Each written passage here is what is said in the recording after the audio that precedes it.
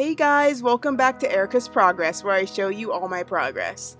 This is the part 2 of me creating all my parts for my thesis project. If you haven't seen my last video, go ahead and watch that because it will give you more context.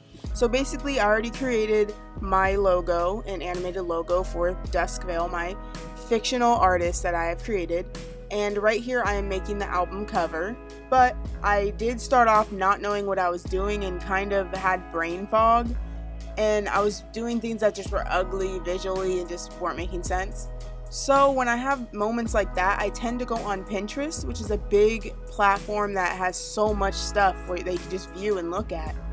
And you can even create boards and stuff. If you guys want to see my Pinterest board ideas for multiple projects that you might have seen on my website, you can go ahead and click that link below. With that being said, I did previously go onto Adobe Font and look at a bunch of rougher, more grungy looking fonts, and I ended up going with that second one that I'm doing right now, Brush Up. That was the font I ended up going with. You'll see how I utilize that later, but I did edit it in Adobe Illustrator because you can have more control with that and you can expand the objects and make them into vectors and all those things. I started doing this in InDesign because of the layout aspect, but I should have just did it in Illustrator to begin with, but it already was a done deal. But right here I was playing with the textures and I was like, oh, this like glass broken texture that I found on Adobe stock might be cool, but it just was pixeled and it didn't look right, so I ended up not using that. But I ended up going with the darker purple shade in the color palette on the left side of the screen, and I think that worked out a lot better and it tied everything together.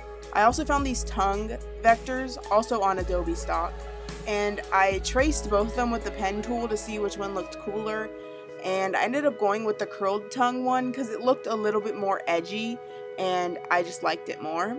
And you'll see how I'm gonna incorporate that into the album cover. But yeah, I'll let you guys watch this and enjoy.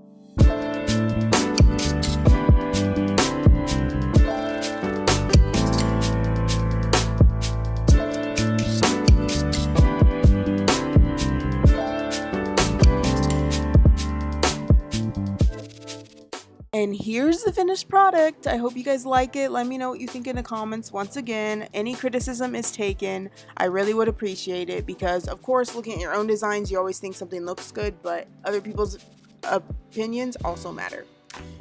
Anyway, I will see you guys in the next one. The next one will be the animated version of this album cover, so I hope you guys are looking forward to that. Thank you for watching. Bye!